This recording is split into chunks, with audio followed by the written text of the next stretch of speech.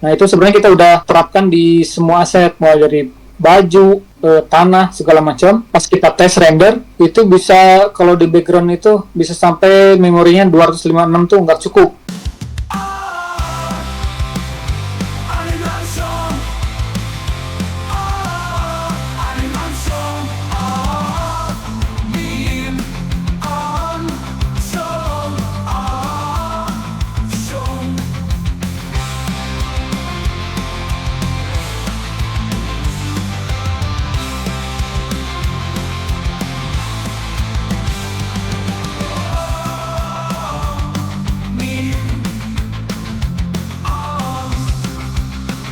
Hai. Assalamualaikum warahmatullahi wabarakatuh. Yogi, ya kan? Back again. Kita kembali lagi di sini, ya kan? Di anim. Wih, gila, makin semangat aja ya tiap episode. Tiap episode kita makin semangat, Ngap, ya kan? Makin semangat, parah. Soalnya kita selalu menghadirkan sesuatu yang spesial. Yo, spesial ya, bertabung-tabung. Tapi sebelum mulai nih, Ngap, aku mau nanya dulu nih. Boleh. Cuaca di sana gimana, Ngap? Wes, cuaca di sini mendung-mendung syahdu, Ngap. Wah, mendung-mendung syahdu. Soal gini, Ngap. Apa ini? Di sini tuh habis hujan, ya kan? Biasanya kalau habis hujan internet suka ada kendala teknis.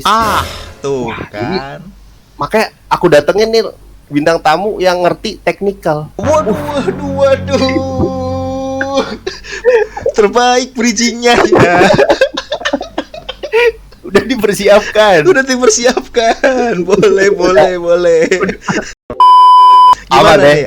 Apa nih? Siapa nih? Yang kita datangkan siapa nih? Pokoknya jago deh teknikal. Parah. Langsung deh. Langsung aja ya. Sikat. Let's go. Yo. Wih.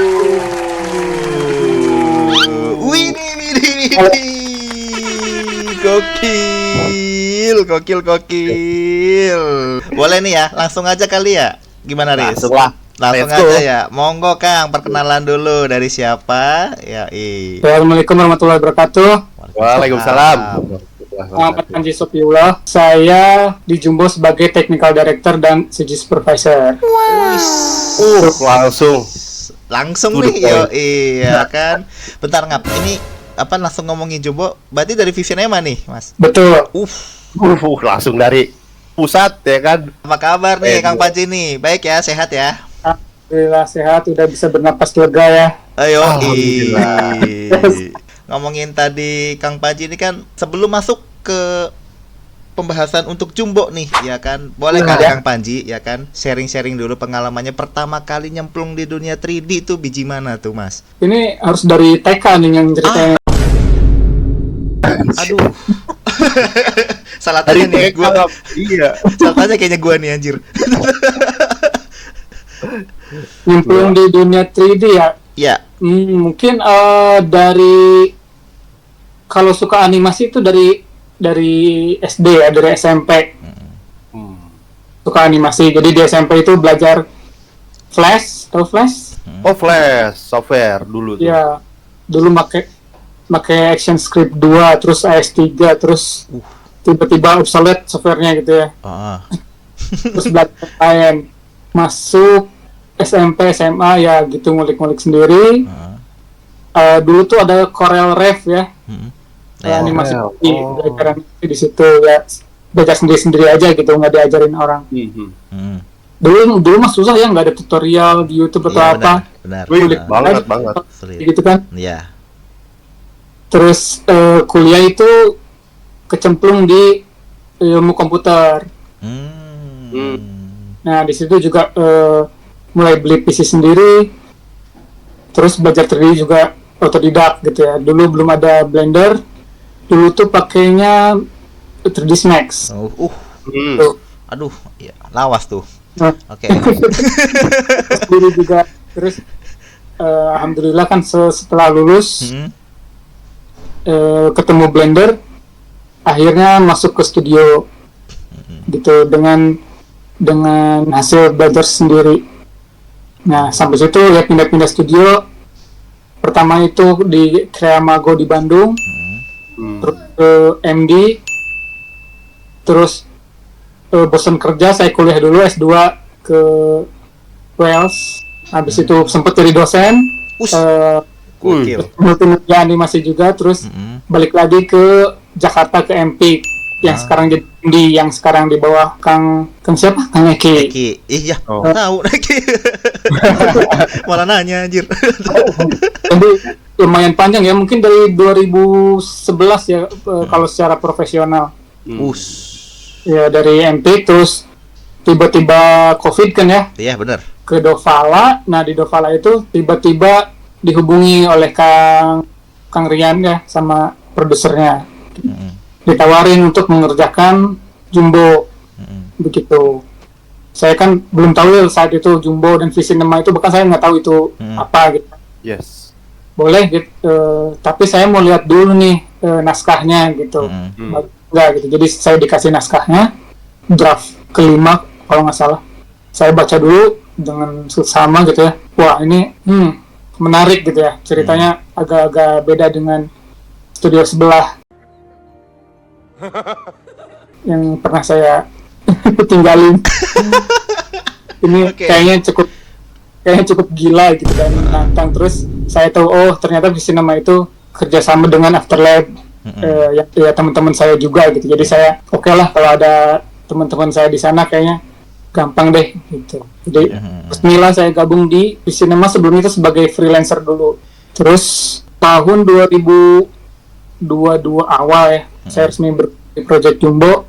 Itu udah jalan, naskah udah lock, storyboard udah 1/3 lah kalau nggak salah ya. Terus naskah juga udah mulai ditranslate ke konsep. Nah, saya mulai terjun di situ. Jadi Afterlab juga saat itu sebagai hub aset udah mulai nyicil aset-asetnya. Gitu. Mulai dari situ deh. Saya bekerja sebagai technical director. Gitu. Gokil ya kan. Iya. Dia perjalanannya cukup panjang ini, Ngap. Ya kan. Parah nih ya kan. Wah, ini. Let's go nih, kita bedah nih. Nah, ini aku kepo nih, Kang Panji. Yoi. Awal mulanya berarti kan suka dengan animasi ya kan. Terus habis itu kuliah, terus bergabung di studio yang di Jakarta yaitu MD Animasi ya, berarti. Iya, dulu ya. Iya. 2012 PMD ya. Nah, itu di situ sebagai apa, Kang? Itu saya semua divisi saya cobain.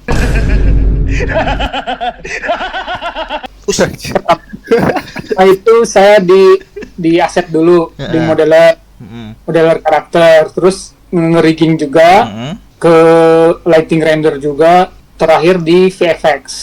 Jadi hampir semua divisi saya cobain kecuali animasi. Itu berarti habis dari MD itu nyobain semuanya tuh. Itu bisa dibilang ini nggak sih CG nggak sih, komputer generalis? Iya, generalis nggak sih? Betul. Jadi memang sebagai CG supervisor juga memang berangkatnya harus dari generalis ya. Jadi mengerti secara global seluruh pipeline produksi dari awal sampai akhir gitu. Jadi baru bisa jadi CG supervisor. Tapi itu belajarnya otodidak ya, Mas? Full otodidak tuh. Betul. Ya, YouTube aja gitu. Tutorial. Ya, YouTube kan kalau sekarang ini, dulu mah nggak ada kan?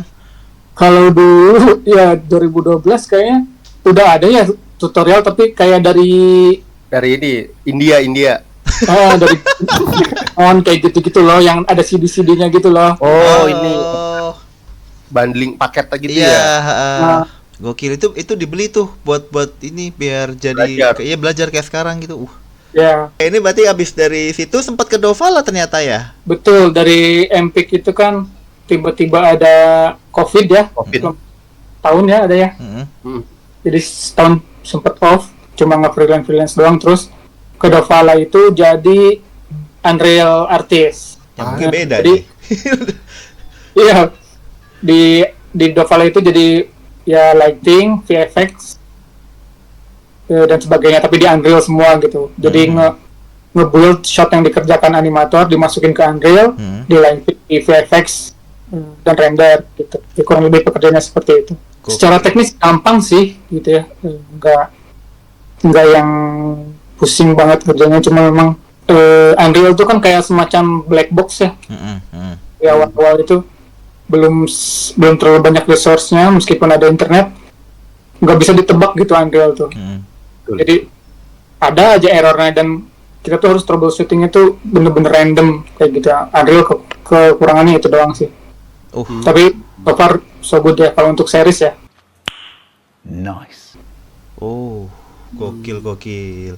Berarti sebelum ke Doval tadi kan sempat ngomong Empik tuh. Empik itu berarti sempat ngerjain yang ada Sopo Jarwo movie ya? Ya, Sopo Jarwo movie sama Jagat ya.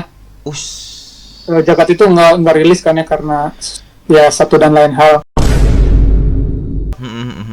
Nah, Jagat itu pakai Unreal juga, makanya saya udah agak familiar.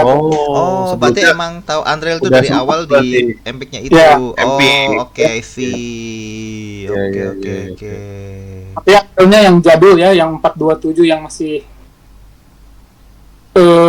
masih renderannya yang gitulah. Belum ray trace kan 4 kesana itu udah ray trace, terus sekarang Lumen ya yang 5.1 dan ke atas. Iya. Udah lebih canggih lagi. Jagat itu dipakai ya yang Unreal aja yang biasa gitu. Ini kita langsung masuk ke jumboannya nih biar seru nih. Langsung. Iya kan. Ini aku kepo nih ya kan. Di Jumbo kan itu sebagai CG sub berarti ya. Ya, CG supervisor ya kan. Nah, kalau teman-teman terbingung CG supervisor itu apa ya kan? Kita tanyakan. CG sub itu apa sih ya kan Kang Panji ya kan? Tanggung jawabnya tuh apa gitu. Sebagai apa nih Kang Panji tanggung jawab di CG sub itu di Jumbo tuh gimana gitu. Job desk-nya itu apa gitu. Benar. Oke. Sebenarnya di awal itu memang titel saya itu technical director dulu ya. Oke. Jadi di kontrak itu technical director. Jadi kurang lebih menjembatani tim V-Cinema dengan hub yang pada saat itu adalah Afterlab. Oke. Menjembatani director, Mas Rian dan produser dan mengakomodasi kebutuhan mereka untuk komunikasi dengan Afterlab. Nah, pada perkembangannya saya juga jadi CG supervisor juga gitu. Nah, itu prosesnya memang nggak pendek kayak gitu, ada dari TD terus ya job desk-nya tuh agak kabur gitu ya sebagai TD. Ya, ini kayaknya sebenarnya CG supervisor bukan TD lagi gitu. Jadi makanya sekarang di kredit itu jadi double namanya. Oke. Kalau technical director kan sebenarnya lebih ya ke teknik ya. Teknis ya gitu menangani teknis. Tapi kalau udah CG supervisor udah mensupervisi semua lini gitu. Nah, kalau job desk saya di Jumbo kurang lebih ada ya pertama pasti planning ya, planning R&D, terus ngurusin pipeline-nya juga, supervisi jelas ya, supervisi terus troubleshooting atau QC juga, sama ya paperwork lah. Bosan kan ya paperwork, tapi memang harus dikerjakan. Sebenarnya kalau di dalam pekerjaan ini kan untungnya gitu ya, untungnya saya dibantu beberapa orang juga, jadi nggak sendirian, jadi ada delegasi tertentu. Waktu awal sih sendirian banget tuh, karena memang masuknya tuh nggak bareng. Yang pertama itu masih Cis dulu, terus PM-nya si Mbak Zupita, baru saya. Nah, saya udah kelimpungan, kewalahan, aduh ampun gitu kan. saya butuh bantuan nih aset. Muncullah aset supervisor dan ERC supervisor, yaitu Ko Denny dan Ko Gary. Kalau supervisor animasi udah ada di hub animasi, nanti saya ceritain lagi itu. Namanya gitu. Jadi nah, di bawah saya itu ada 3 itu, jadi pekerjaan yang aset dibantu sama Koden, yang LRC sama Koger, jadi lebih ringan lah untuk supervisinya. Saya lebih ke troubleshooting aja. Untuk bagian planningnya saya dibantu sama produser juga dan Mbak Zupita gitu. Jadi planning itu apa sih? Kayak misalkan naskah udah jadi nih, kita bikin shortlist, terus breakdown kan. Yes. Dari breakdown dari pertama dari naskah dulu, kira-kira ini set ada berapa, karakter developer ada berapa. Nah, terus saya juga ngawasin terus tuh. Jadi pas sesi storyboard, saya hadir. Pas weekly aset juga saya harus hadir. Jadi ya mengawasi aja. Jadi nanti kalau ada discuss sama storyboard artist, sama director, sama production designer, sama wardrobe stylist, nanti saya akan mengakomodir, oh ini seperti apa nanti di 3D gitu. Oh ini mungkin nggak, oh ini nggak mungkin. Nanti saya yang menggawangi lah. Kalau kasarnya sih kayak tombol remnya ya buat director dan teman-teman yang kreatif itu. Karena kadang-kadang mereka terlalu kreatif juga gitu kan. Terlalu liar. Iya terlalu liar gitu. Misalkan, wah ini scene ini saya pengen ada hujan badai gitu. Ini angin. Saya masih ya nggak langsung ditolak ya, tapi oke, kita coba dulu di R&D dan kita lihat apakah timelinenya cukup nih, seperti itu. Jadi di storyboard itu kita breakdown juga. Oh ini breakdown yang kedua nih, kalau dari storyboard udah kelihatan kan gambarnya. Oh ini artinya butuh apa, ada tambahan lagi. Terus TOD-nya, TOD itu apa? Time of day ya. Dan untuk kebutuhan LRC itu kita breakdown juga bareng Zupita. FX juga kita breakdown. Ya, pokoknya planning tuh mostly breakdown semuanya sampai ke detail-detail terkecil. Itu misalkan di set tuh ada berapa rumah, di rumah itu ada berapa props atau entry prop. Nah itu kita breakdown sampai detail sebelum dikerjakan oleh vendor-vendor. Itu baru planning. Masih ada SKS yang lain. Aduh, gokil nggak tuh? Mantap belum. Belum. Tenang, belum. Apa Nah, namanya? ya itu planning ya. Kemudian masuk ke prapro nih. Belum masuk ke prapro, masih R&D lah. Kalau R&D kita di Jumbo itu yang pertama adalah R&D yang paling penting itu rig ya. Kalau Bang Denny juga ngerasain ya rignya di Jumbo ya apa. Nah itu R&D-nya sangat, kalau bisa dibilang sangat-sangat terburu-buru ya gitu. Kita nggak ada waktu yang cukup untuk R&D rigging. Jadi benar-benar chaos lah ya kalau bisa dibilang untuk rigging ini. Karena kita mau coba cloud rig ya untuk seluruh. Kita coba tuh pakai cloud rig. Ternyata selain performance-nya berat, terus setupnya juga berat gitu. Kenapa berat? Karena pertama base mesh-nya itu setiap karakter beda. Jadi setupnya itu benar-benar manual setiap karakter. Kita nggak pakai base mesh-nya, baru mulai pakai base mesh itu untuk karakter support dan extras aja. Itu kalau pakai base mesh kan berarti maksudnya bisa di mapping ya. Iya benar. Si placing bond-nya itu dengan otomatis pakai script gitu. Nah kalau untuk karakter utama nggak bisa karena setiap base mesh-nya itu beda manual banget. Nah terus kita putuskan ini cloud rig berat nih gitu. Nah, jadi kita kanibal. Jadi badannya itu pakai Rigify, si kepala pakai Cloud rig. Oke, terus? Ya untuk mengakomodir kebutuhan micro expression-nya itu kayaknya cukup ya gitu. Tapi memang pada prakteknya memang nggak sempurna juga ya cloud rig itu. Ngalamin kan ya untuk animate ya itu, wah susahnya minta ampun kan. Nah, lumayan. Effort gitu. Karena saya tahu kan kebiasaan animator kita dulu pakainya shape key yang tinggal slider udah bagus tuh, tapi tidak custom gitu. Nah kalau kayak gitu kelebihannya kan bisa bener-bener micro expressionnya bisa dapet, tapi manual banget gitu lah. Iya benar. Nah untuk support baru pakai Rigify. Jadi template udah masih lebih simple lah gitu. Gitu. R&D itu salah satunya rigging, terus grooming juga Jadi karakter kan ada banyak ya. Kita tes 5 karakter di layar pakai grooming semua, itu udah nggak kuat gitu kan. Kita pikirin lagi, wah ini kayaknya nggak mungkin juga semua karakter itu pakai grooming. Jadi kita putuskan kalau grooming itu hanya dipakai untuk karakter utama. Oh, Ya kan? Benar kan? Iya. Kalau ngelihat support itu dia hairnya bukan groom tapi hair card. Iya, iya. Apalagi yang crowd itu saya bikin pakai mesh doang gitu. Salah dua contoh R&D-nya. Terus ada Geonode juga, crowd system dan sebagainya. Itu R&D.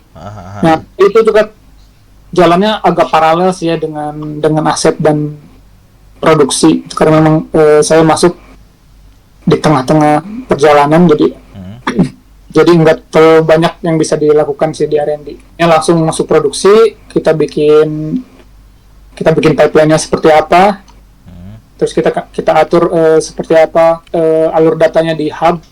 Ya, kalau teman-teman dulu masuknya kan di produksi itu hubnya itu Hulk ya. Untuk animasi hubnya itu Hulk, untuk aset itu hubnya dulu masih Afterlab. Terus untuk render hubnya itu MetaDigi. Jadi gimana caranya ketiga server itu bisa berkomunikasi gitu, kirim data satu sama lain, update data satu sama lain. Nah itu kita atur juga, dibantu dengan IT masing-masing gitu. Terus kalau untuk pipeline, satu lagi saya bikin tools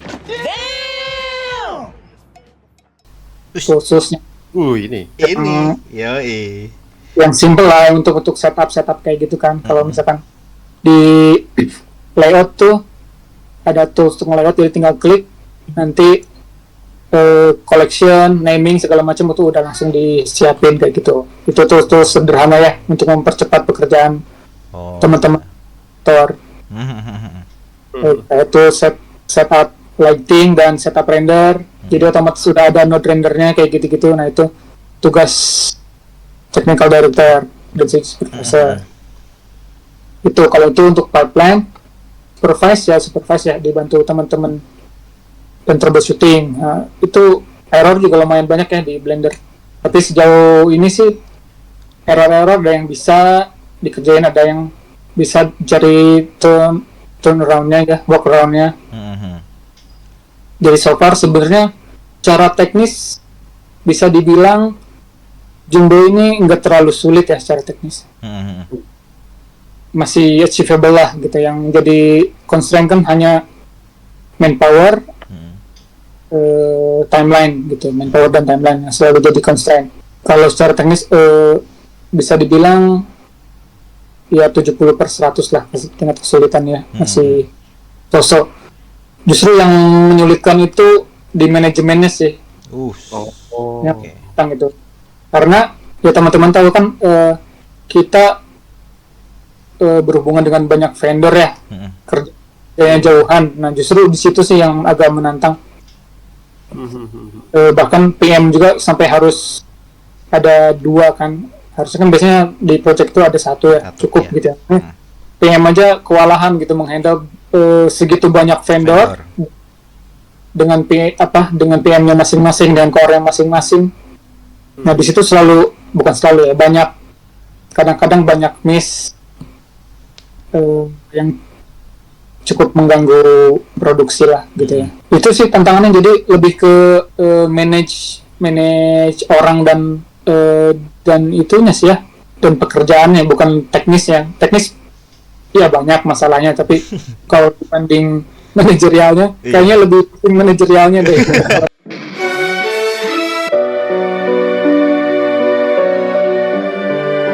Saya kerja pita aja lah gitu sampai stres gitu.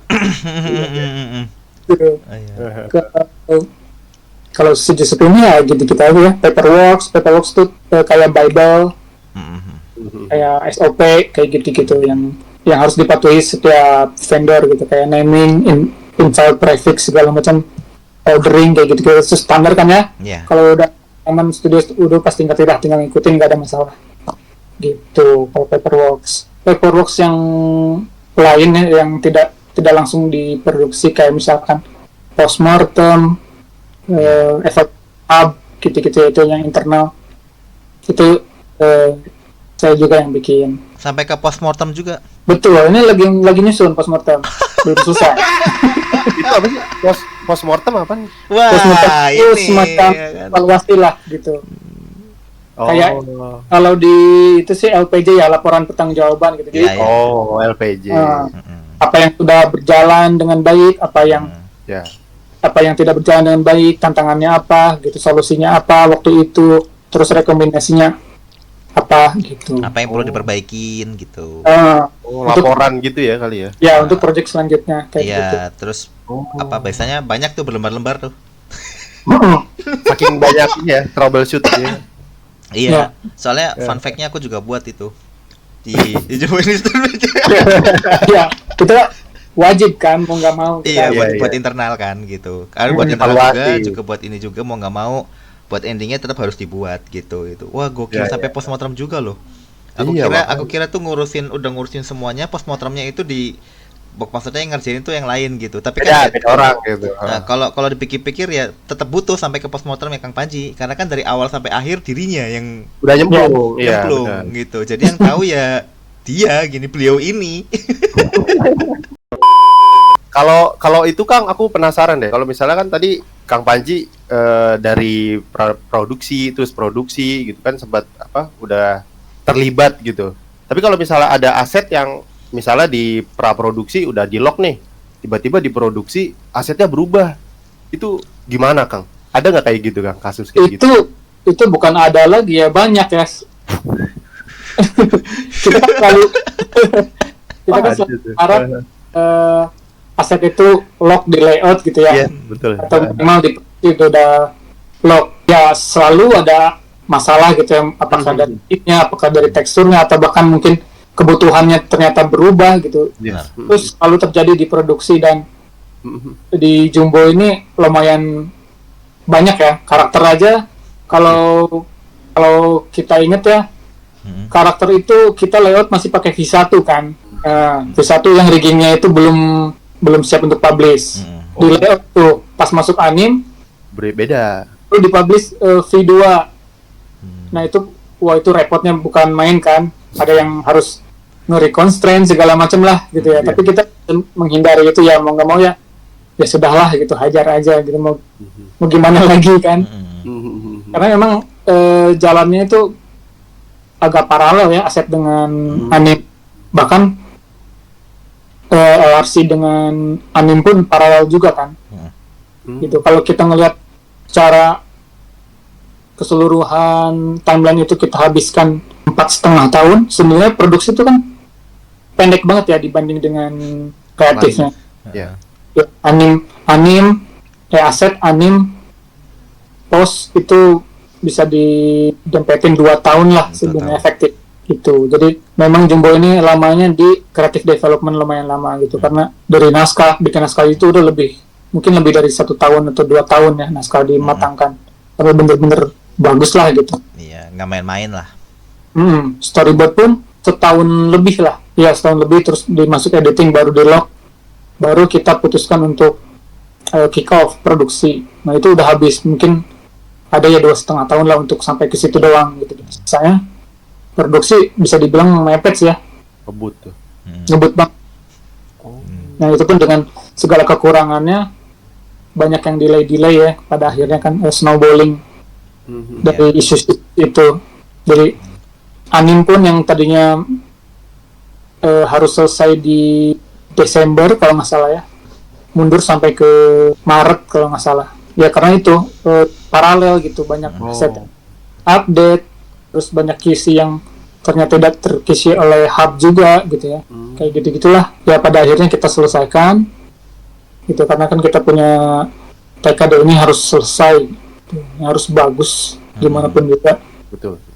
Alhamdulillah akhirnya selesai. Iya. Ya banyak problem solving yang itu ya wajar lah kalau buat aku sih. Ya, Karena kan namanya kayak tadi pengerjaannya tiba-tiba ada update dan sebagainya, itu kan kenapa ada update kan karena diperbarui dan lebih bagusin kan. Betul. Jadi kalau misalnya masih pakai yang lama, bayangin aja kalau nggak masih pakai yang V1 ya kan. V1 Triknya,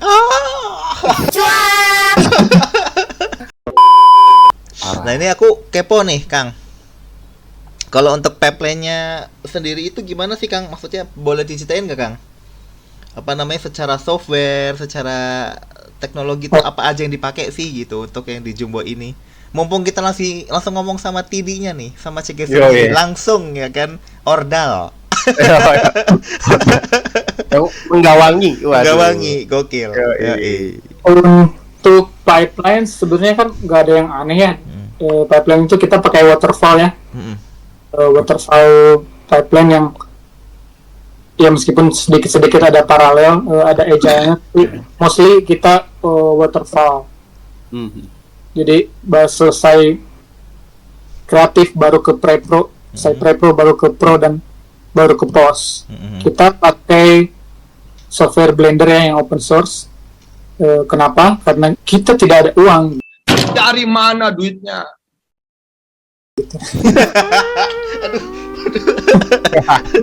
Jujur sekali. Enggak. Jawaban seriusnya kenapa kita pakai Blender karena pertama setelah baca naskah, kita breakdown segala macam kebutuhannya. Saya melihat ini sih kayaknya pakai Blender bisa gitu. Kita ngelihat capability Blender pada saat itu kita pakai version 3.3.3 ya. Oh ini rigging udah oke lah gitu. Grooming udah oke, lighting udah bisa lah, render udah oke. Terus jadi kita putuskan kayaknya sih untuk skala Jumbo ini masih bisa pakai. Terus ngelihat juga studio-studio kita lihat ya di Indonesia ini kayaknya lumayan banyak juga yang udah capable di Blender. Jadi makanya kita putuskan pakai software Blender. Oke. Selain gratisnya gitu ya. Tetap ditekan loh deh belakangnya. Kemudian kalau mau pakai Maya juga lebih oke kan. Kalau dari rigging segi apa animasi. Yes. Pegang Maya kan enak banget yang animate di Maya gitu. Animasinya lebih lengkap daripada Blender gitu. Tapi kenapa diputuskan ya karena itu tadi. Kayaknya bisa sih pakai Blender juga. Kita membuktikan oh bisa kok pakai software yang ini gitu. Yang nggak tahu kalau next project bisa jadi berubah lagi, kita nggak tahu apa. Terus apa lagi ya dari segi pipeline yang mau dibahas ya itu ya hub. Tantangannya itu karena ada 3 server, kadang-kadang kan yang namanya koneksi internet itu ini ya nggak bisa diandalkan terus. Nah itu cukup menjadi hambatan juga sih dalam pengerjaan project ini, terutama pas bagian lighting render. Itu kan filenya lumayan gede ya, bukan lumayan lagi, gede gitu. Satu frame itu bisa sampai 250 mega satu frame. Gila. Buset. Ya. Terus nah ini melihat keadaan ini kan kita juga discuss, kita regroup lagi, terus saya R&D lagi, terus diputuskan bahwa kompresinya yang tadinya lossless jadi lossy. Jadi kalau lossless itu dia nggak dikompres, PXR-nya itu zip gitu ya, makanya itu gede banget, tapi color manajemennya terjaga gitu, jadi rapih lah, tapi kekurangannya itu filenya gede banget. Jadi frame aja kan render itu kebagi ya, jadi ada karakter, ada background, ada matte. Matte itu di dalamnya ada ZDEP, CryptoMatte dan sebagainya. Itu filenya yang paling gede. Sebelum dikompres itu bisa sampai 250 mega satu frame, karakter bisa sampai 50, background bisa sampai 100 gitu. Kill. Sedangkan koneksi internet itu nggak selalu stabil, jadi itu cukup menghambat juga ya. Udah di-render di MetaDigi, tapi teman-teman mau nge-compose belum bisa karena belum nyampe server ke Jakarta. Terus kita ya udah ini nggak akan beres nih, jadi kita ubah formatnya ke lossy, ke DWAA kompresinya. Nah itu banyak yang harus dikorbankan ya, yang dari kompresi itu emang jadi lebih kecil ya, jadi setengahnya. karakter itu jadi mungkin sebelasan mega lah. Oh, kecil, jadi kecil ya? Iya, Kecil. kecil banget, tapi karena dikompres itu ya muncul isu-isu lain yang mau nggak mau harus di tackle lagi di kom gitu. Itu dari segi lighting render ya. Heeh. Ya. DWA itu karena kompresinya parah gitu ya, Heeh. mengorbankan ya ngebelain size, tapi kompresi jadi jelek banget. Heeh. Jadi kadang-kadang di karakter atau alpanya itu ada ujung-ujungnya gitu, ada yang item-itemnya. Oh, iya, Oh. iya. Kayak nggak kedetek pixelnya gitu ya? Jadi itu harus diakalin lagi lah sama komnya kayak gitu-gitu. Tapi ya mau gak mau kita harus banyak mengorbankan di situ ya daripada nggak selesai kan proyeknya gitu. Betul. Itu salah satunya yang kita harus korbankan juga. Terus belum contohnya satu lagi displacement. Kalau teman-teman tahu di benda itu kan ada normal map, ada displacementnya. Kalau normal map tuh kelihatan ada teksturnya, padahal sebenarnya flat gitu kayak hanya Yes, gambar doang. yang normal. Kalau displace itu bener-bener ngedisplay si mesh-nya gitu, jadi ada geradakannya lah gitu. Nah itu sebenarnya kita udah terapkan di semua aset, mulai dari baju, tanah, segala macam. Ya. Pas kita tes render, itu bisa kalau di background itu bisa sampai memorinya 256 tuh nggak cukup. Buset. Ya, RAM-nya 256 tuh masih cukup. RAM 25 nggak cukup. Ya, dia out of memory. Itu Buset. akhirnya karena timeline juga nggak mencukupi ya, di komputernya juga render farm nggak kuat, kita harus drop tuh semua displacement. Itu cukup disayangkan juga ya, jadi harusnya sih bisa sedetail yang ya Pixar dan sebagainya kita udah bisa sih gitu, tapi karena keterbatasan ya infrastruktur juga ya, ya sudah kita harus drop semua biar selesai yang penting, jadi nggak ada displace tuh. Jadi kalau teman-teman itu cuma pakai normal map dan BAM doang gitu, harusnya tuh kayak batu bata kayak gitu-gitu tuh bener-bener bagus gitu Realis tuh. ya, tapi ya sudahlah gitu. Kita korbankan itu, yang penting proyeknya selesai dulu. Wah, mau nggak mau ya itu ya harus dikorbanin kayak gitu supaya tetap berjalan ya, Kang. Betul, tetap berjalan sesuai schedule ya kan. Wah, ini bayangin ngap kalau misalkan itu jadi pakai displace, udah sih Selewat itu. lewat itu baju-baju ada bulu-bulunya gitu kelihatan mungkin itu. Ya, itu sih dua hal yang cukup disayangkan ya. Yang pertama itu kompresi, terus yang kedua itu ya itu ya displace-nya. Jadi bahkan tekstur pun yang tadinya 4K itu harus dikompres lagi jadi 2K gitu. Setengahnya tuh. Iya. Yang kecil-kecil bahkan ada yang jadi 512 atau apa untuk yang jauh. Kan kita render 2K ya. Yes. Idealnya kalau rendernya 2K itu teksturnya itu nggak boleh 2K juga sebenarnya. Iya, lebih tinggi. Lebih tinggi 4K misalkan, karena ada yang deket-deket kan. Benar. Kayak misalkan Close up. karakter itu udah pakai UDIM sih nggak apa-apa. Kalau yang lain itu kalau nggak prosedural itu akan pecah-pecah tuh, dan itu terjadi juga sih sebenarnya di Jumbo. Nah, itu satu hal yang disayangkan juga sih. Harusnya bisa lebih detail lah gitu. Tapi kalau teman-teman mungkin hanya orang-orang 3D ya yang sadar gitu, oh ini Benar. ini bapuk nih teksturnya nih.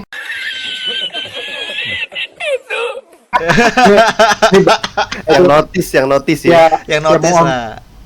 Mohon maaf ya, Kang. Ini nggak kuat. Nggak kuat, bro.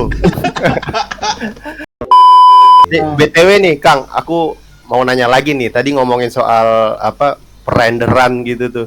Ada nggak sih, Kang, referensi untuk visualnya film Jumbo ini? Referensinya tuh dari mana gitu?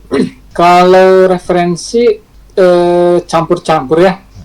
Ya, Disney Pixar lah, tapi kita kalau untuk karakter memang kita bikin proporsi sendiri ya, yang tidak mengacu ke Disney dan Pixar. Nah, untuk proses lighting render sendiri kan dimulai dari bikin key art ya. teman konsep art. Iya. Teman-teman konsep art bikin key art untuk setiap scene dan master scene ya, scene-scene yang penting. Nah, lalu di look dev sama tim lighting untuk dicari mood segala macam. Ya dapat untuk master shot baru ke child shot. Tuh. Nah itu prosesnya nggak sebentar juga ya, karena ya sama aja kayak animasi ya, ada yang kena feedback sampai 12 kali kan. Nah, ada tergantung hoki dan skill animatornya gitu. Kadang-kadang yang hoki ya 2 kali langsung approve gitu, yang sial nggak dapet sampai akhirnya 12 kali atau mentok ya udah lempar ke animator lain gitu. Itu terjadi kan di lighting juga sama. Gitu. Bahkan sampai ya V12, V15 itu biasa. Karena kan kita mengejarnya bener-bener yang bagus banget lah ya, gitu ya. Ya nggak yang ya udah bagus, ya udah lewat gitu ya. Yang penting selesai, enggak, kita aimnya adalah for the best lah. Apalagi ya kalau untuk lighting ya prosesnya kurang lebih seperti itu. Jadi dari key art itu udah bagus banget ya, udah kelihatan ini moodnya, lightingnya seperti apa. Lighting art itu tinggal mengikuti aja di situ gitu.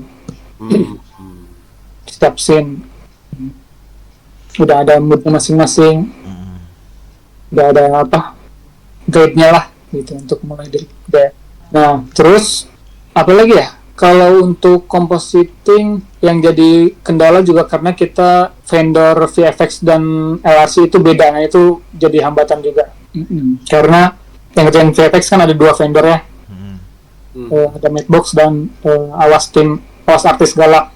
Terakhir ada Tampar juga yang mengerjakan kurang lebih 10 shot. Nah itu kadang-kadang kita nggak sinkron gitu sama LRC-nya.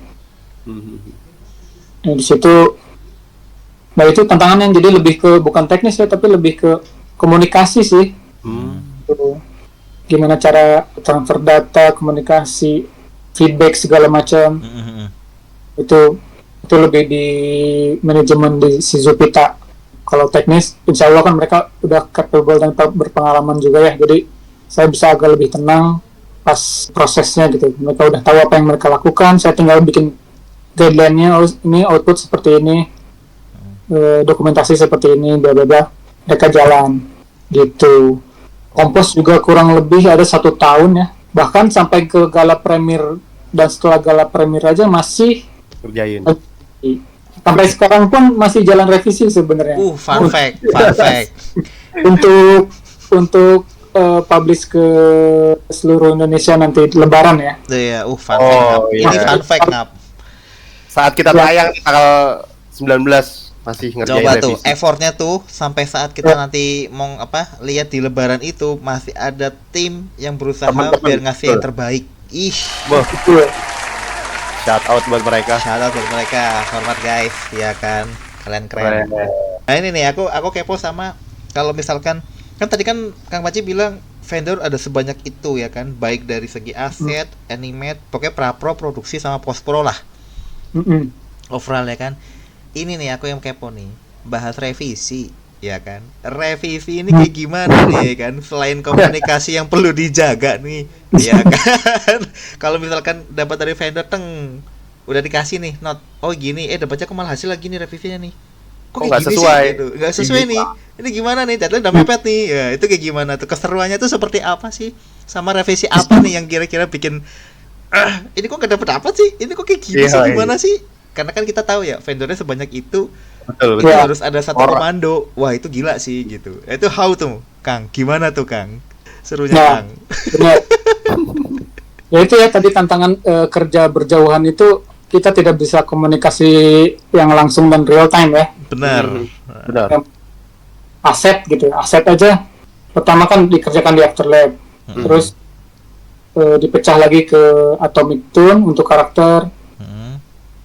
Terus ada Uki juga yang membantu set, terus dibantu lagi Uki kewalahan juga, akhirnya dibantu lagi sama vendor-vendor yang lain, ada Pixelmon dan teman-teman yang lain. Nah itu makin bercabang-cabang lagi tuh.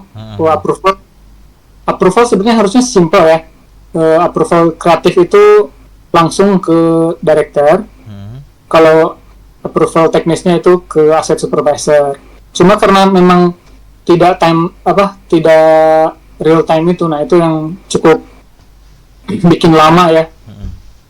Jadi kadang-kadang masuk preview itu hari ini dan kesibukan director baru bisa di review di hari apa gitu ya, misalkan 2 hari setelahnya baru bisa ke preview. Oke. Itulah tantangannya, jadi nggak real time. Kalau misalkan kita satu studio kan enaknya kita bisa daily gitu. Daily lah. Bisa daily. Kalau di sini nggak bisa, bisanya tuh weeklies atau ya mungkin daily juga ya 3 hari sekali baru bisa gitu. Ngantri ya kasarnya karena direkturnya kan ini Sibuk. Pasti. Nah itu tantangannya untuk aset. Di animasi juga sama kan, kalau dari animate kan ke lead dulu di approve, kalau lolos lead baru ke supervisor. Benar. Supervisor baru ke director. Benar. Dari director bisa balik lagi tuh yang bikin sulit kadang-kadang feedbacknya itu tidak tersampaikan dari hub ke vendor. Nah itu jadi di Jumbo. Jadi dari director ngomong gini ke hub bla bla bla bla gitu, udah rekamannya juga, tapi yang disampaikan mungkin bisa berbeda ke vendor yang di bawahnya hub itu, karena kan yang menyampaikan kan bukan director langsungnya tapi core, meskipun ada rekamannya gitu ya. Yang kadang-kadang sudah nyampe ke telinga animator juga mungkin beda lagi gitu. Nangkep ya. Pas dibikin, oh bukan gini, maksudnya ini terus aja muter-muter gitu. Nah itu yang bikin podcast 12 kali revisi itu mungkin yang kayak begitu ya. Iya. Oh itu kalau yang kayak gitu tuh nggak bisa di ini ya, minimalis ya? Atau memang udah dicoba di minimalis tapi memang karena jarak dan komunikasi waktu itu pun jadi agak menghambat tuh yang seperti itu. Menghambat, betul. Ya itu cuma bisa dijadikan pembelajaran aja sih, kalau misalkan proses animasi itu kalau bisa satu pintu aja gitu. Benar. Jadi semua yang ngatur langsung hub, nah itu sebenarnya kurang berjalan lancar juga di project ini ya, hub-hubnya itu. Entah itu hub aset, hub animasi, kalau saya evaluasi memang banyak kekurangannya ya. Ya cukup jadi bahan ini ya, bahan renungan. Iya. Bahan renungan bareng-bareng lah, ya kan, supaya bisa lebih benar ke depannya, lebih bagus ke depannya. Lu asik. Kalau itu Kang, kalau untuk kalau misalnya efek-efek gitu nge-handle juga nggak sih Kang? Maksudnya kayak misalnya hujan, terus air gitu. Simulasi baju, simulasi gitu-gitu. Rambut ya tadi juga kan tuh sempat. Ya, grooming ya. Ya, kebetulan kalau karakter effects kita nggak pakai ya. Lagi karena constraint-nya adalah budget.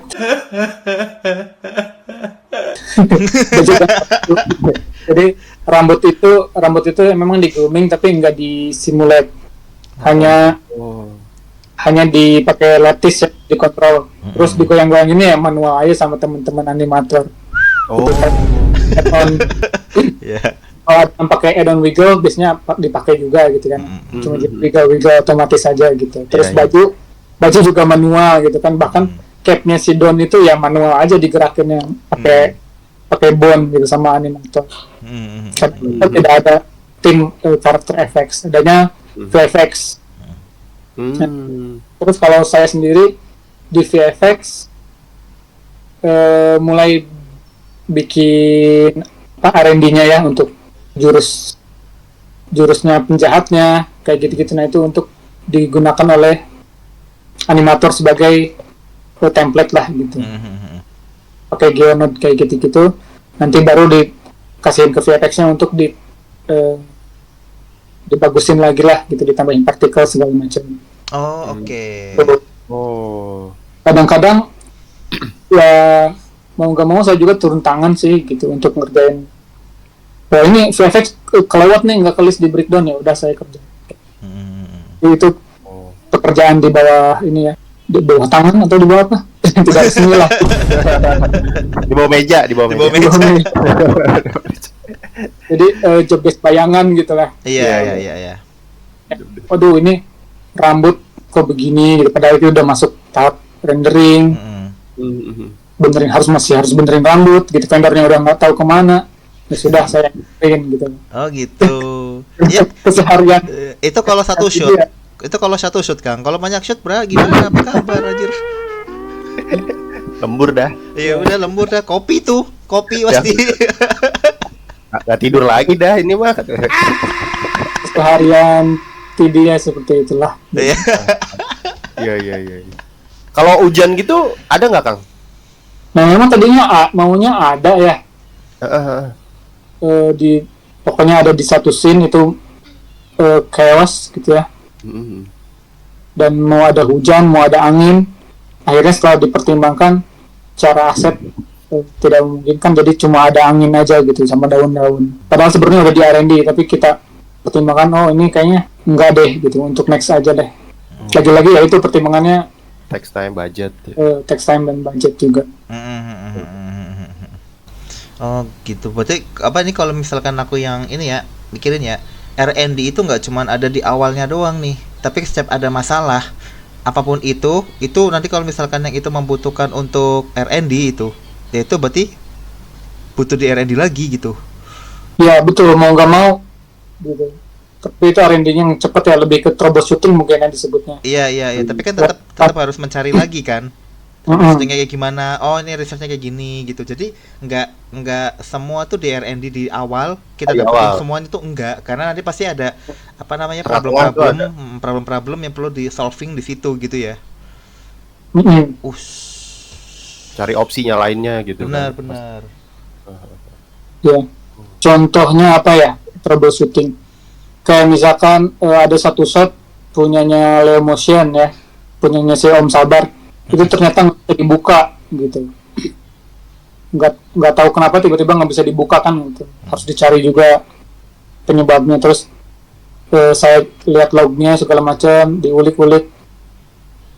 Ternyata yang bikin nggak bisa dibuka itu adalah geonode si vines. Vines itu apa sih? Tanaman rambat ya.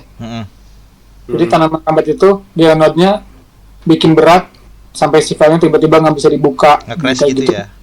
Nge-crash. Akhirnya ya mau nggak mau geonode-nya balik lagi ke aset untuk di-apply aja gitu.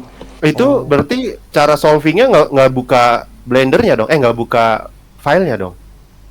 Nggak bisa, filenya nggak bisa dibuka. Nggak bisa. Itu tahunya dari mana, Kang? Dari log crash-nya. Oh, kelihatan ya berarti ya dari log Ya, crash-nya itu. Dicari ini apa yang di poin mana dia crash, apa, terus baru kita cek di satu-satu collection apa yang bikin crash, dicek satu-satu. Ternyata collection finds itu geonode-nya yang bikin crash itu adalah node mesh to volume kayak gitulah kalau nggak. Nah itu ya seperti itulah proses troubleshoot-nya random ya. Mulai dari ada modeling, reading, asset, VFX. Ini mungkin last pertanyaan dari aku sih, ya kan. Mungkin tadi kalau dari Karis boleh nih Riz ditambahin, mau 10 boleh, juga boleh, is okay lah gitu. 12 kali ya, 12 revisi kali ya. Yo, ini apa sih Kang? Tadi kan udah momen menantang ya, dari nge-chat issue dan sebagainya dari Kang Panji ya kan. Menantangnya apa sih? Tadi kan udah dijelasin juga. Nah ini nih momen paling membanggakan waktu ngerjain Jumbo ya kan. Itu di momen apa nih Kang? Ya kan, kok bisa sampai wah ini gila sih, ini kerjaan aku ya. Anjay. Itu gimana tuh? Seperti apa tuh? Pride-nya itu gimana tuh? Ya kan, di momen apa nih Kang? Monggo Kang. Kayaknya momen yang sangat-sangat amazing tuh pas ini ya, pas di CP itu tes hasil grading di bioskop. Oh di bioskop. Jadi tim post semuanya, produser, director itu untuk pertama kalinya nonton film itu di bioskop gitu. Untuk pertama kalinya ngelihat hasil akhir yang benar-benar hasil akhir di bioskop itu beda banget dengan pas kita ngelihatnya di monitor preview di kantor. Soundnya, warnanya itu udah beda banget dengan yang di bioskop. Itu momen-momen di situ, wah itu udah keren banget sih, amazed banget gitu. Akhirnya bisa bikin film gitu, bukan film animasi lagi, tapi film lah gitu, dengan suaranya ya, dengan sound efeknya gitu ya.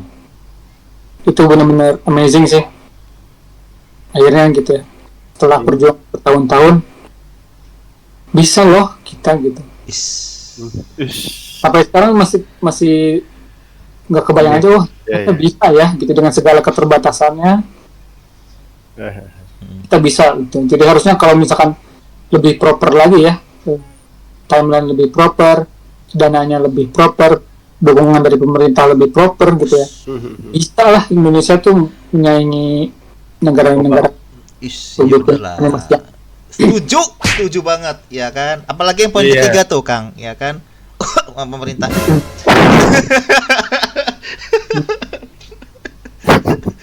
Ayo dong pemerintah, dukungnya jangan terakhir aja, tapi dari awal. Waduh, pahlawan kesiangan nih. Aduh, Langsung masa terakhir. Iya, masa ini didukung AI-nya. Ada tukang bakso nggak? Tukang bakso. Ada tukang bakso nggak? Selalu bahas kalau ke Jumbo ke AI. Aduh. Karena momennya pas ya kan. Momennya pas ngap. Iya, Kan? parah. Gila. Kalau dari aku, dari aku Kang. Ini nih agak-agak berat nih kayaknya nih. Oke. Ini kalau menurut Kang Panji nih yang udah malang melintang di dunia peranimasian tuh gimana sih Kang? Menurut Kang Panji nih perkembangan industri animasi saat ini kan ada AI, terus dari software udah banyak banget gitu, itu gimana? Terus harapannya nih Kang Panji untuk kedepannya animasi di Indo maupun di global? Berat banget ya nih ya. Berat banget nih. Let's go Kang, 2 jam nih. Kita spare pertanyaan terakhir Monggo. 2 jam. Monggo. Kalau ngelihat keadaan sekarang memang secara global ya, dunia animasi sama CGI ya, terutamanya VFX memang lagi turun juga ya. Technicolor bubar, bubar, banyak banget studio di luar itu bubar karena ya faktor ekonomi negaranya juga lagi kurang bagus kan ya. Jadi sebenarnya yang terefek kan memang bukan industri animasi aja. Semua lini industri itu kena secara global, apalagi Indonesia gitu ya. Tapi ya kita juga sebagai praktisi di animasi ngerasain gitu ya. Dovala udah gonjang-ganjing kan ya. Beberapa studio juga ya akhirnya bubar. Kita ngeliatnya, wah ini tantangan besar sih ya untuk bisa bertahan di industri ini, dengan mungkin proyeknya itu ya tidak sebanyak yang zaman dulu gitu. Kalau dulu itu proyek bisa banyak banget dan uangnya lumayan lah. Kalau sekarang mungkin agak berkurang, dan nah itu dengan munculnya berbagai teknologi baru juga, kita tuh pekerjaannya mulai bukan tergantikan ya, tapi sedikit demi sedikit dikurangi gitu. Terutama bagian yang generatifnya itu sangat mendistrupsi ya. Konsep artis mulai tergantikan, storyboard artis tergantikan gitu, penulis juga tergantikan. Yang 3D pun udah mau mulai tergantikan nih gitu, karena ada generatif yang dari teks ke 3D lah gitu, dari image ke 3D itu udah ada juga. Animator udah mulai ada yang namanya Move AI atau apapun gitu, yang dari video bisa langsung jadi animasi. Ya, itu cukup mendistrupsi industri animasi. Tapi kalau saya ngelihatnya, kita sebagai 3D artist jangan terintimidasi oleh itu ya. Justru ini suka nggak suka ya, saya bukan membela AI, tapi AI itu harusnya bisa kita utilize gitu untuk membantu pekerjaan kita, bukan untuk menggantikan kita gitu. Jadi orang yang akan bertahan menurut saya adalah orang yang memegang AI itu gitu. Tapi sekali lagi AI itu kan hanya tools ya. Betul. Tools itu netral gitu. Apa yang menjadikan itu bagus atau enggak itu ya usernya lah gitu. Benar. Jadi balik lagi ke tujuan pembuatannya, hati yang digunakan untuk membuat project itu yang lebih ngaruh sih gitu. Mau tools sebagus apapun, mau AI sebagus apapun, ya kosong kan ngelihatnya kalau hanya digunakan secara instan kayak gitu. Ya kita lihat aja iklannya. Soulless-nya gak ada jiwanya gitu kan. Iya. Kalau orang awam ngelihat ya oke lah gitu, tapi kalau yang ngerti sedikit apa gitu. Dan, nah, terus harapan saya sih kalau di Indonesia hadirnya Jumbo ini yang semoga ya Bismillah ya, semoga diterima dengan baik oleh masyarakat Indonesia. Amin. Box office itu nanti akan muncul PH lain yang tertarik juga untuk bikin animasi yang beneran bagus gitu. Amin. Jadi industrinya bisa bangkit lagi. Benar. Jadi kita juga jadi banyak kerjaan lagi kan, nggak hopeless lagi. Benar. Semua itu harus didukung oleh pemerintah sih, mau nggak mau gitu. Apakah itu intensif atau subsidi produksi lah kayak di Cina dan Malaysia gitu ya. Iya benar. Betul. Ya, insya Allah kalau misalkan ini titik baliknya dari Jumbo naik nih, PH lain berebutan juga untuk bikin animasi yang bagus, didukung oleh pemerintah, insya Allah industrinya pasti bangkit lagi sih gitu di 2000 dan seterusnya. Amin. Nah makanya nonton podcast ini jangan lupa nonton Jumbo. Wih, pasti guys, guys. ya kan. Kita punya kerjaan lagi. Amin. Itu jujur sekali ya, tapi bener. Iya lagi Ya kan. Pokoknya ditunggu aja ya kan, nonton Jumbo di Lebaran. Ya kan, ajak semua keluarga, kakek, nenek, ya kan, bapak, ibu, ya kan, om, tante, selingkuhan, boleh, semuanya boleh lah. Astagfirullah. Gokil, ya udah deh. Ini udah dari tadi tuh ya, kita udah ngebahas dari perjalanannya Kang Panji, ya kan. Gimana? Keseruannya. Ya, pertama kali masuk, keseruannya di Jumbo, terus dia pindah studio tuh sebagai apa? Betul. Ya kan, terus gak cuma keseruannya aja nih yang kita bahas nih, ya kan. Kesulitannya soal ngerjain Jumbo itu seperti apa, ya kan. Emosinya. Iya. Yang naik turun, unek-uneknya, ya kan. Bahkan tadi ada fun fact-nya juga, ternyata masih ngerjain revisi sampai saat ini. Nah, ya kan. Nih untuk teman-teman di sini ya kan yang nonton Anime Amsong nanti ini, ya kan. Iya. Parah sih kalau sampai nggak nonton Jumbo sih. Parah. Ntar kita angkut ini pokoknya. Kita angkut semua member pokoknya. ini. Iya, buat nonton. Iya kan, itu demi ngasih yang terbaik buat teman-teman loh. Iya. Premier aja masih ada, ya kan, yang ngerjain. Masih ada artis yang ngerjain tuh. Waduh, revisi ini lagi. Iya. Kalau dari aku sih udah kenyang banget nih, udah alhamdulillah banget, ya kan. Aku jadi tahu perjalanannya Kang Panji, ya kan, dari awal masuk sampai bisa ngerjain Jumbo ini, ya kan. Terus kita udah tahu juga kedepannya Kang Panji itu harapannya seperti apa. Kita udah full lah ini pokoknya. Kalau dari aku, ya kan. Kalau dari Karis gimana, Riz? Paling aku ada tambahan dikit, kalau misalnya video ini udah tayang, kalau teman-teman mau tanya silahkan komen di bawah. Di situ juga ada deskripsi server Anime Amsong, kalau mau join di situ.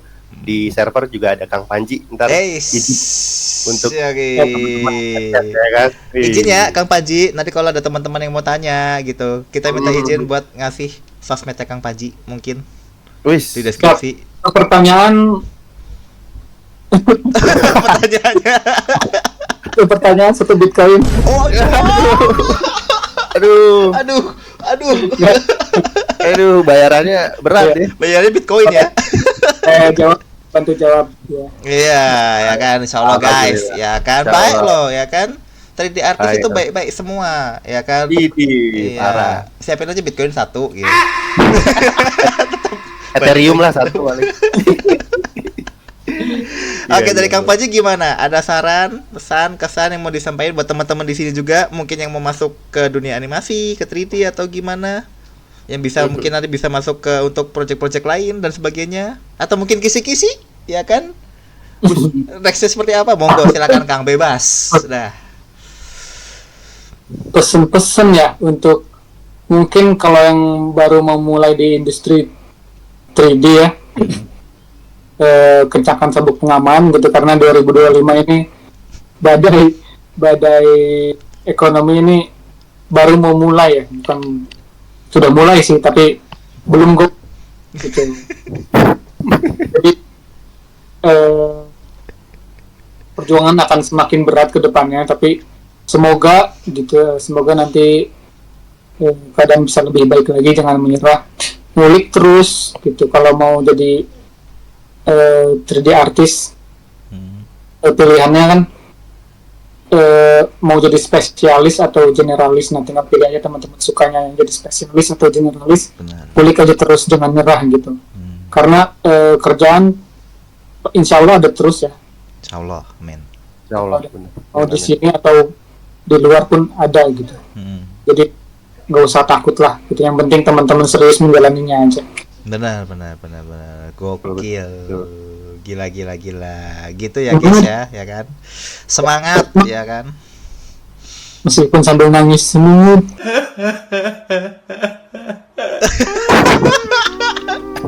Iya lagi.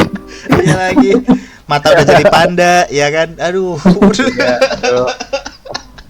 Udah tayang masih ngerjain revisi. Aduh. Aduh.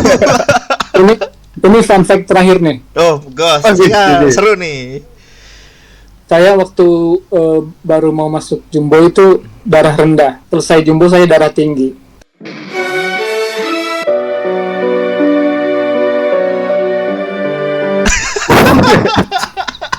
Beneran, saya jadi punya darah tinggi pas Jumbo. Mantap lah. Jadi, ya semuanya worth it lah. Worth it, tapi worth it. Alhamdulillah. Ya, insya Allah lah ya kan. Ada. Makanya ditonton, jangan lupa Nah, tonton Jumbo. benar ya kan. Untuk anak kita, untuk diri kita, untuk anak-anak dalam diri kita. Apa nih? Apa itu? Apalin, udah ngapalin. Kebetulan ada ya ditulis. Ya udah kalau gitu dah ya kan. Ini berhubung acaranya kemungkinan sudah berapa jam ini? 1 jam, 2 jam, 2 jam Oh, mungkin. 2 jam lebih, 2 jam lebih. Cukup lama ya kan. Udah cukup lumayan nih gitu. Terima kasih banyak Kang Panji ya kan. Atur nuhun. Atur nuhun udah mau kita undang di sini sharing-sharing ya kan. Maaf udah mengganggu waktunya ya Kang Panji. Iya, mohon Iya. maaf kalau gitu ya. Ya, Tenang, sama-sama, aman, tenang. ya kan. Salam buat keluarga juga, sehat-sehat, ya kan. Mau dimudahkan rezekinya, amin. Amin. Amin. Terus sukses juga untuk jumbonya nanti dan project-project setelahnya nanti, insya Allah, amin. Amin. Gitu aja ya Kang Panji ya. Terima kasih banyak Kang Panji. Sehat Terima selalu. kasih. Assalamualaikum.